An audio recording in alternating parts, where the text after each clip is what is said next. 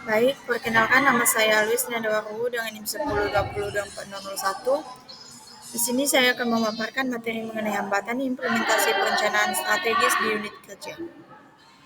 Hambatan dalam perencanaan strategis. Hambatan perencanaan strategis secara umum dapat dibedakan menjadi dua kategori utama.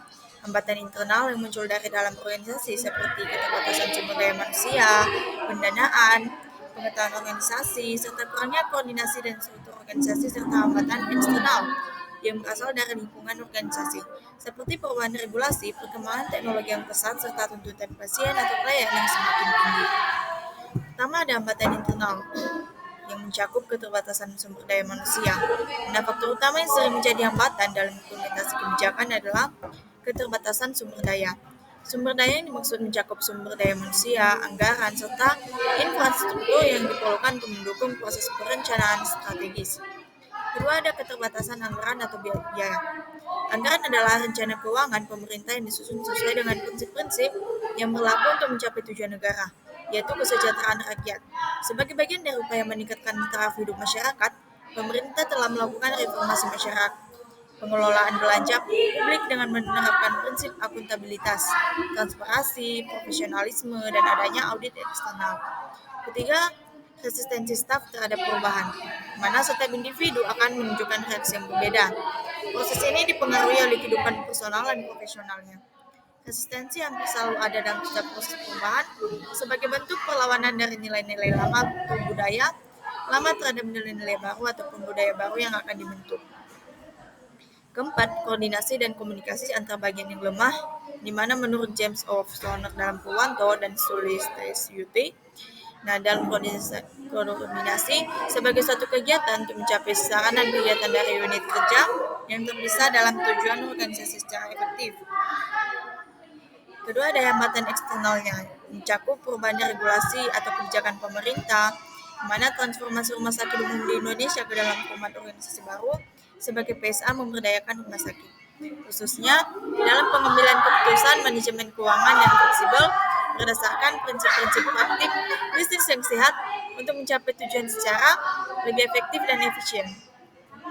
Kedua, perkembangan teknologi yang cepat, yang dimana teknologi informasi merupakan aspek yang perlu diperhatikan oleh rumah sakit yang sedang menjalani perubahan organisasi.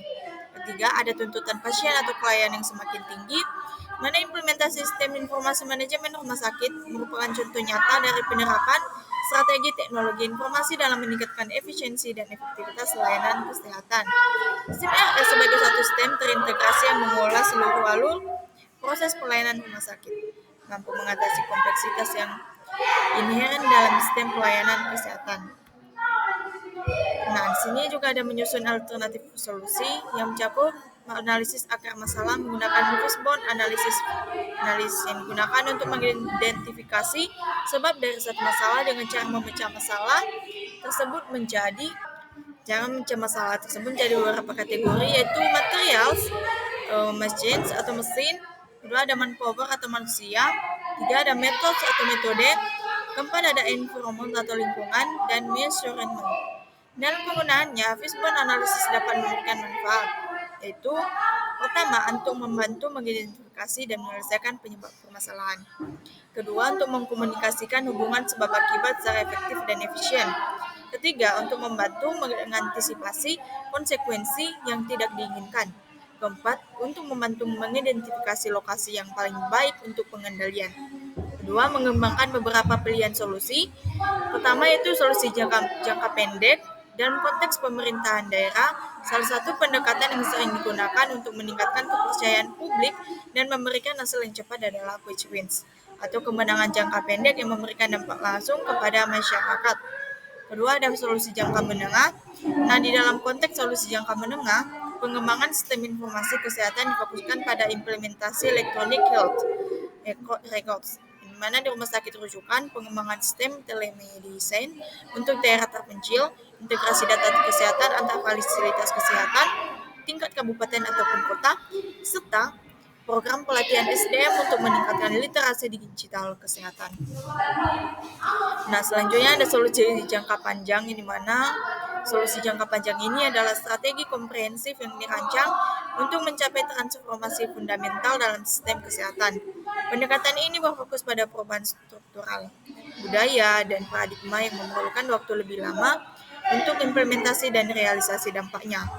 Ketiga, yaitu penyusunan rencana aksi atau action plan. Peran Bapeda Kabupaten Konawe dalam penyusunan perencanaan pembangunan sudah sesuai dengan tugas dan fungsinya sebagaimana ditetapkan dalam regulasi.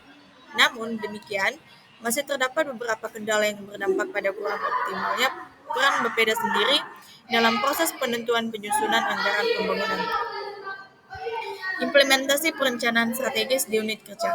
Handoko menjelaskan bahwa perencanaan adalah proses dasar manajemen untuk menetapkan tujuan dan cara mencapainya, yang lebih dominan dibandingkan fungsi-fungsi manajemen lainnya seperti pengorganisasian, pengarahan, dan pengawasan. Proses ini mencakup pengembangan langkah-langkah strategis yang terperinci, membantu organisasi membuat keputusan yang terinformasi dan menghadapi perubahan secara efektif, dan memastikan kesuksesan yang jangka panjang. Handoko menjelaskan bahwa perencanaan adalah proses dasar manajemen untuk menetapkan tujuan dan cara mencapainya, yang lebih dominan dibandingkan fungsi-fungsi manajemen lainnya seperti pengorganisasian, pengarahan, dan pengawasan.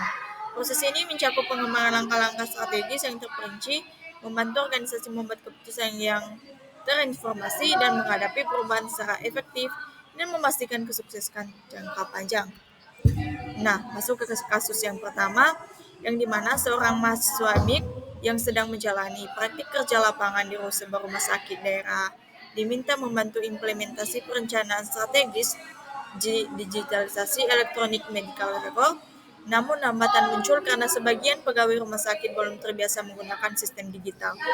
Ada yang masih lebih nyaman menulis manual. Ada pula yang salah input karena tidak memahami alur sistem. Hal ini membuat data pasien menjadi tidak konsisten, bahkan ada yang ganda, sehingga target peningkatan efisiensi layanan rumah sakit tidak tercapai sesuai jadwal. Pembahasannya, kasus ini menunjukkan bahwa meskipun perencanaan strategi sudah disusun dengan baik, implementasi dapat gagal jika kesiapan SDM tidak diperhitungkan. Di bidang manajemen informasi kesehatan, keberhasilan sistem digital sangat ditentukan oleh pemahaman dan keterampilan penggunaannya.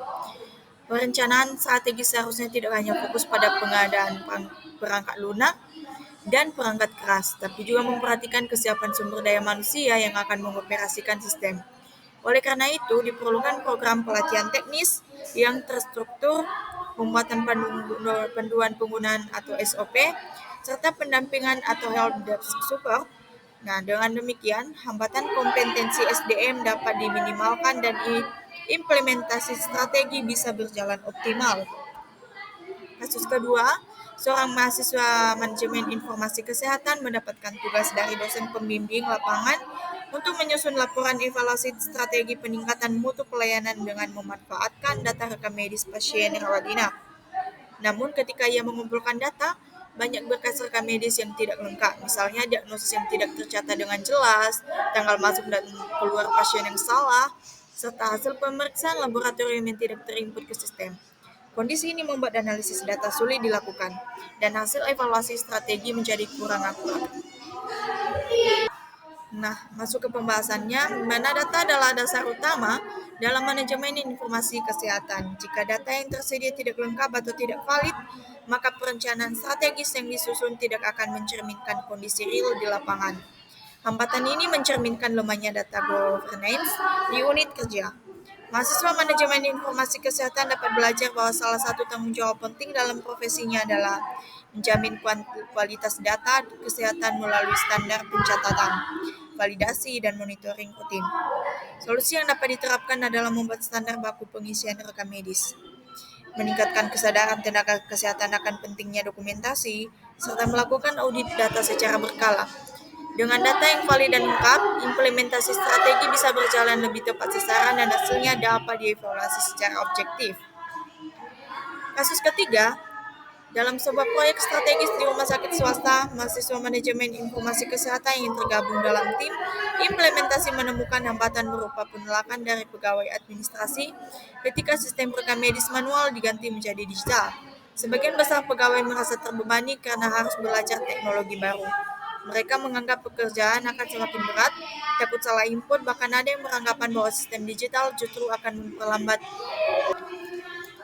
memperlambat proses pelayanan. Nah, akibat resistensi ini, implementasi strategi yang semula ditargetkan selesai dalam 6 bulan menjadi tertunda dan berjalan sangat lambat. Nah, pembahasannya, resistensi pegawai merupakan hambatan non-teknis yang sangat sering muncul dalam implementasi perencanaan strategis, terutama di bidang manajemen informasi kesehatan yang erat kaitannya dengan teknologi. Perubahan sistem kerja seringkali menimbulkan ketidaknyamanan karena pegawai harus meninggalkan kebiasaan lama. Dalam kasus ini, mahasiswa manajemen informasi kesehatan belajar bahwa perencanaan strategis tidak hanya berhubungan dengan teknologi dan prosedur, tapi juga erat kaitannya dengan manajemen perubahan dan budaya organisasi.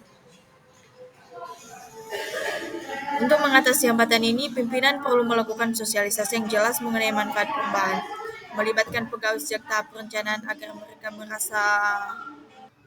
merasa memiliki program, serta memberikan pelatihan bertahap. Selain itu, pemberian motivasi berupa penghargaan atau insentif kepada pegawai yang berhasil beradaptasi juga dapat mendorong penerimaan perubahan. Dengan demikian, resistensi dapat ditekan dalam implementasi strategi berjalan lebih lancar. Jadi kesimpulan dari materi saya itu hambatan implementasi perencanaan strategis di unit kerja dapat muncul dalam berbagai bentuk.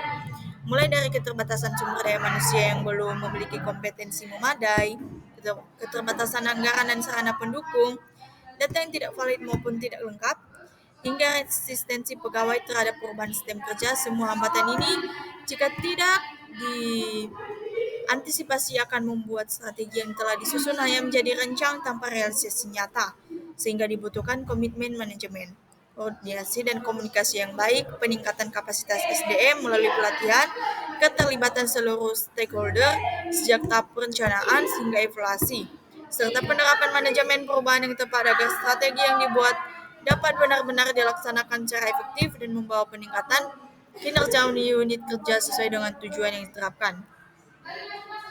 Baik, sekian pemaparan materi dari saya ucapkan terima kasih.